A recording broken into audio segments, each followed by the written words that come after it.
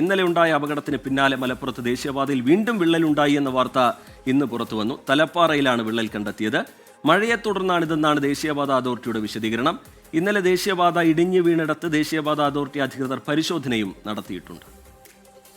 Area is there which does not have the adequate bearing capacity to retain the load. So that part, there you can see the bulged out part.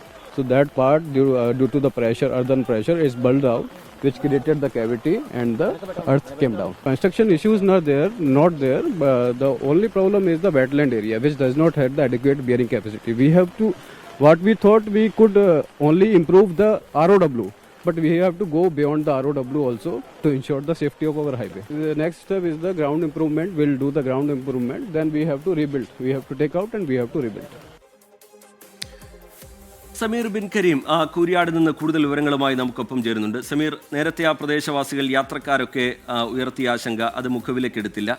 പിന്നീട് ഒരു അപകടമുണ്ടായി. ഇപ്പോൾ വീണ്ടും അവിടെ ഉദ്യോഗസ്ഥരുടെ ഭാഗത്ത് നിന്നടക്കം പരിശോധന ഉണ്ടാകുന്നു, കാര്യങ്ങൾ വിലയിരുത്തുന്ന നടപടി ഉണ്ടാകുന്നു. ഇതിൽ ജനങ്ങളൊരു പ്രതീക്ഷ വെക്കുന്നുണ്ടോ? അവർക്ക് ഇപ്പോഴുള്ള നടപടികളിൽ വിശ്വാസമുണ്ടോ? സുരക്ഷിതമായി യാത്ര ചെയ്യാൻ കഴിയും, അല്ലെങ്കിൽ ഒരു അപകട സാഹചര്യം ഇനി ഉണ്ടാവില്ല എന്നുള്ള കാര്യം അവരൊരു പ്രതീക്ഷ വെച്ച് പുലർത്തുന്നുണ്ടോ? എന്താണ് അവർ വിശദീകരിക്കുന്നത്? ഇന്നത്തെ ഉദ്യോഗസ്ഥരുടെ നടപടികൾ എങ്ങനെയായിരുന്നു സമീർ?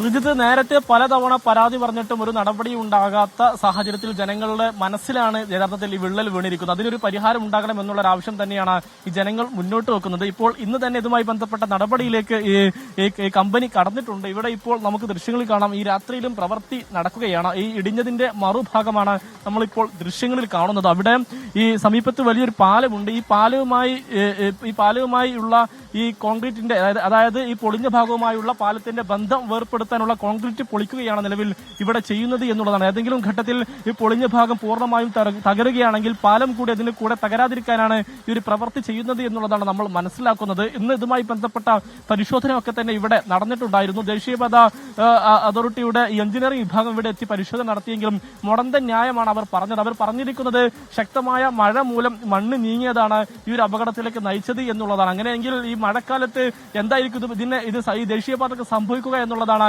ഈ ജനങ്ങൾ ചോദിക്കുന്നത് എന്നുള്ളതാണ്.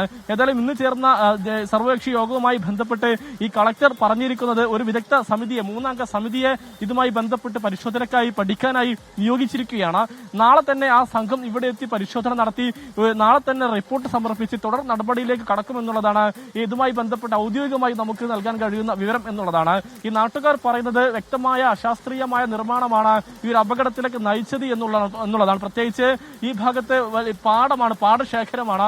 ഈ പാടമൊക്കെ തന്നെ മണ്ണിട്ട് നികത്തി ഇവിടുത്തെ ഈ തോടെല്ലാം തന്നെ മണ്ണിട്ട് മൂടി ആ ഒഴുക്കിന് തടസ്സമുണ്ടാക്കുന്ന വിധത്തിലാണ് ഈ പാലം, ഈ റോഡുമെല്ലാം തന്നെ നിർമ്മിച്ചിരിക്കുന്നത്.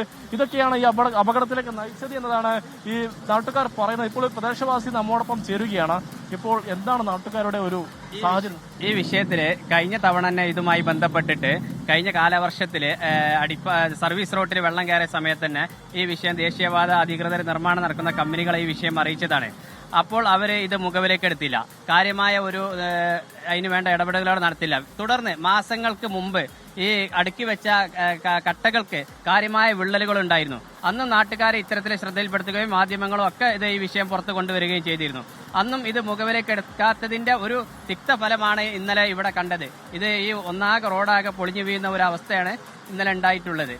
ഇത് ഒരു ശാസ്ത്രീയപരമായിട്ട് ഇവർ മണ്ണ് പരിശോധന, അതല്ലെങ്കിൽ നമ്മുടെ നാടിന്റെ ഇതിന്റെ ഒരു പരിസ്ഥിതി പഠനമോ നടത്താത്തതിന്റെ ഒരു ഫലമായിട്ടാണ് ഇത്തരത്തിൽ വീഴാണ്ടായ കാരണം. പ്രത്യേകിച്ച് പാടത്തിലൂടെ പോകുമ്പോൾ എഡ്രിക്കോടൊക്കെ നിർമ്മിച്ച മാരിന്റെ ഒരു മേൽപ്പാത നിർമ്മിച്ചിട്ട് വേണം കൊണ്ടുപോകാനുണ്ടായിരുന്നത്.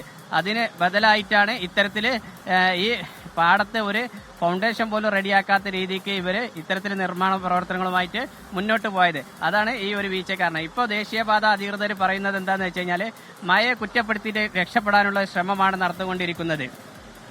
മഴയെ കുറ്റപ്പെടുത്തിയിട്ട് രക്ഷപ്പെടേണ്ട ഒരു ശ്രമമാണ് ഇപ്പോൾ അവർ നടത്തിക്കൊണ്ടിരിക്കുന്നത്. മഴ ഇന്നലെ വൈകുന്നേരത്തിന് ശേഷമാണ് മഴ ശക്തമായി രൂക്ഷമായത്. അതിന് മുമ്പ് ഇത് കഴിഞ്ഞ ദിവസങ്ങളിവിടെ കാര്യമായി മഴ പെയ്തിട്ടില്ല, പക്ഷേ ഇത് തകർന്നു വീഴുകയാണ് ഉണ്ടായത്. അപ്പോൾ ഇത് ഒരു ശക്തമായ സുരക്ഷാ ഓഡിറ്റിംഗ് നടത്തിയിടും. അതായത് ദേശീയപാത നിർമ്മാണം നടന്ന എല്ലാ മേഖലയിലും സുരക്ഷാ ഓഡിറ്റിംഗ് നടത്തുകയാണ് വേണ്ടത്. ഏതായാലും കൃത്യമായി ഇതുമായി ബന്ധപ്പെട്ട പരിശോധന വേണം, മണ്ണ് പരിശോധന വേണം. അതൊന്നും ഇല്ലാതെ ഈ പ്രവൃത്തി ചെയ്തു എന്നാണ് നാട്ടുകാർ ആരോപിക്കുന്നത്. മാത്രമല്ല ഈ തലപ്പാറയിലെ റോഡിന് വിള്ളൽ വീണതാണ് വലിയ ആശങ്കയിലേക്ക് ഈ സംഭവത്തെ നയിച്ചിരിക്കുന്നത്. റിജിത്ത്. ശരി, സമീർ ബിൻ കരീം കൂരിയാട് നിന്ന് ഏറ്റവും പുതിയ വിവരങ്ങൾ പങ്കുവെക്കുകയായിരുന്നു. അവിടെയുള്ള നാട്ടുകാരുടെ പ്രതികരണമടക്കം പ്രേക്ഷകർക്ക് മുമ്പിലേക്ക് ലഭ്യമാക്കുകയായിരുന്നു.